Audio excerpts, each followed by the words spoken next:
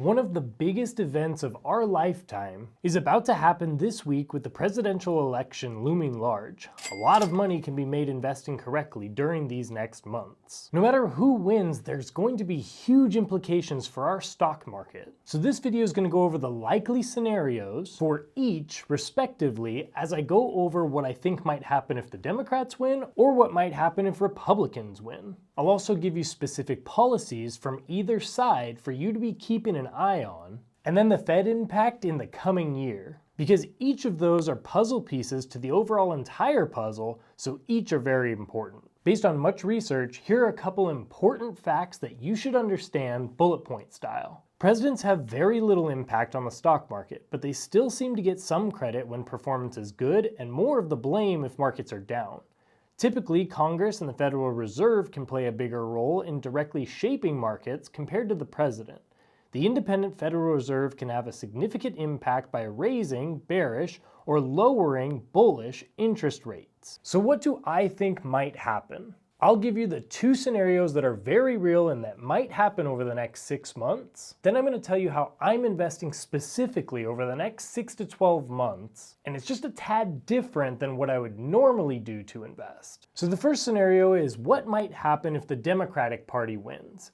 I believe that a lot of people are looking for a change, and so what's going to happen is if things are going to stay the same for another 4 years, people are going to associate that with continuing to have high inflation, not a great stock market, whatever it may be. And so because of that, I think that the stock market will dip. I think it's going to drop pretty much based off of emotions at that time. But then what I think is going to happen is by January, February, actual numbers are going to come out because the stock market is not based off of purely emotion. It's based off of actual fundamentals, actual profits and revenues from companies. And it's going to show that the companies are doing quite well at this point. Our economy is actually doing okay.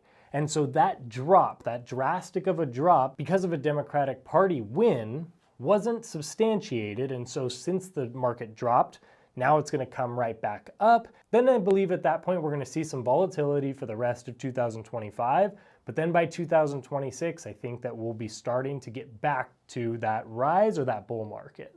The next scenario would be if the Republican Party wins, and in particular, if Trump wins. Now, a lot of people associate Trump with business, and a lot of his policies have to do with lowering taxes and helping businesses grow and thrive, and so people believe that with him in power as a president, that the stock market's gonna boom. So I believe that right away, that stock market will rise like crazy, but again, that'll be irrational emotion as well.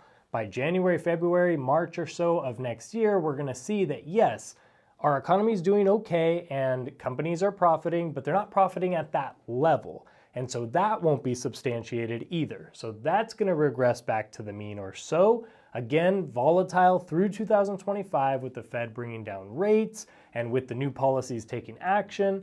And like I said, by the end of 2025, I think that things will slowly start turning into a bull market that starts around 2026, and we'll see what happens moving forward. In either scenario, I see volatility in 2025 and then in 2026 and on, I think we start a new bull run and things look very optimistic for quite some time in a new lower rate environment. My name's Nolan Govea, my students call me Professor G, and I made this channel to make investing simplified. While investors may closely monitor election results for their potential effect on stock market performance, it's important to recognize the other factors that may have greater impact on their portfolios. The historical data suggests that economic and inflation trends, more so than election outcomes, tend to have a stronger, more consistent relationship with market returns. While the analysis doesn't point to elections having a meaningful medium to long-term market impact, they could affect individual sectors and industries. Different election outcomes have the potential to affect proposed policies, regulations, or global conflicts. The following are policy issues to monitor throughout the presidential nomination and election process. Individual and corporate tax policies, including state and local income tax, SALT deductions, spending priorities such as energy, infrastructure, and defense, the future of programs such as Social Security, Medicare, and Medicaid, healthcare policies, including the future of the Affordable Care Act, regulation, immigration policy, China, and geopolitical conflicts. Ultimately, who wins this election is not going to be the main driver for what happens in the stock market, especially long term. But like I said earlier, it will definitely have an effect on the short term, and there will be emotions right away. The bigger driver is going to be actual fundamentals from profits, and then of course decisions made by the Fed. So a bigger question to ask is, do the policies of the Fed actually affect the performance of the stock market? Short answer, yes. The Federal Reserve is an independent government body that sets monetary policy by raising or lowering interest rates among its main tools. Higher interest rates or speculation on them generally have a bearish impact on stocks. The thinking is that higher rates will raise the cost of borrowing and act as a headwind to the overall economy.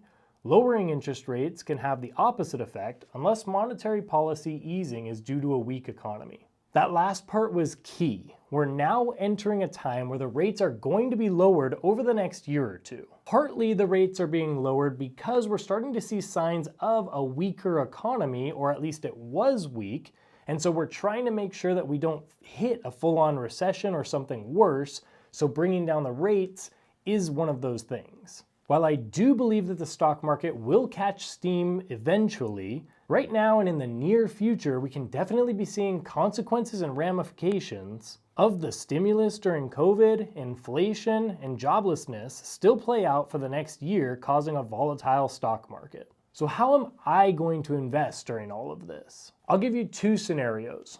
The first scenario is for those of you who already have money sitting in the stock market. It's invested right now, and what you're looking for is, how should I invest monthly moving forward? Or how do I dollar cost average, or should I continue to dollar cost average right now with my investable amount of money? The second scenario is for those of you who either don't have much invested in the stock market or don't have any, and you just got a huge lump sum that you're ready to invest. Whether you took a bunch of money out and are waiting for that dip, or if you got an inheritance, or you sold a house, or your CDs or bonds matured, and so now you have an extra $500,000, and you're wondering, when should I invest this and how? So for the first one, for those of you who do have some money in the stock market, and now you have like $500 to $1,000 or something that you want to invest every single month.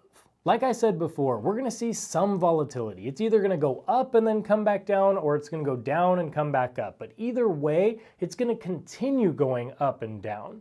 And so if you're investing and you have money to invest each month, the best possible thing you can do is just dollar cost average and just put it in, especially if you've done the research on the funds and you believe in them and you know that long term, 5-10 years from now, doesn't really matter about all these little price changes, because eventually it's going to be much higher than it is right now. Even though I kind of do think that there might be a pullback of some sort next year, I'm still investing every single month, dollar cost average style, because there's still that possibility that it actually doesn't drop next year, and we just have started a new bull market, and I don't want to miss out on these prices now if it continues to go higher. So for those of you in scenario number 2, where you don't either have any money in the stock market or it's very little, and you just have a huge lump sum and you want to know how to invest that.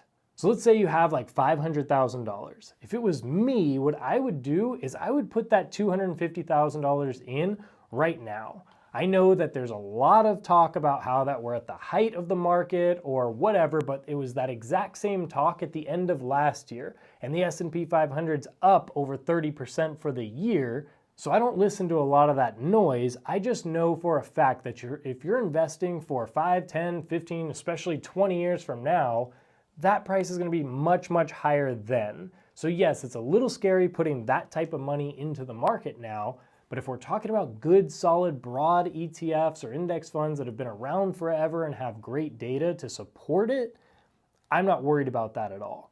Now, that would be about half of your money. The other half of the money, what I would do is I would dollar cost average about $25,000 or so every single month for the next 10 to 12 months. So if it is volatile like I'm thinking, and it's going up and it goes down and it goes up and it goes down, and you just make purchases every single month no matter what, you're going to get the average. But here's the key on this one. If you put your $250,000 in, and then you start going $25,000 each month moving forward. Let's say in February of next year, the whole market does drop and it drops like 20%. Then what I would do is I would take the rest of the money left, like $200,000 or so that you have left at that point, and I would just put it all in the market at that point, knowing that that 20% is going to bring down the cost basis of everything that you just invested, and it's obviously a great deal. This is going to be the pullback. This might be the pullback of the next decade, and so it's time to take advantage of it with whatever money you have left. That's how I would do it personally. Some people would continue to dollar cost average, but I just think that if it's down 15 or 20%, I'm willing to take that bet, and even if it goes down another 5 or 10% from there down the road, it's still going to be a much better idea to get as much money in then than it will be to dollar cost average as it comes back up, because then you're buying it near the dip. As far as what to invest in, I do believe that we're moving from growth style stocks and ETFs over to value stocks and ETFs, especially in this next decade. While I believe that value is going to outperform long term, I also believe that we're right at the beginning of an AI revolution. This technology is going to be life-changing, and I do believe we're right at the beginning, and so for those of you that get to invest in it from the beginning, that's going to be very nice in the stock market. Watch this video that I just made on the 3 best AI stocks to buy forever and 2 solid ETFs that I really like in the AI space as well. Or watch this video on my new improved 3-fund portfolio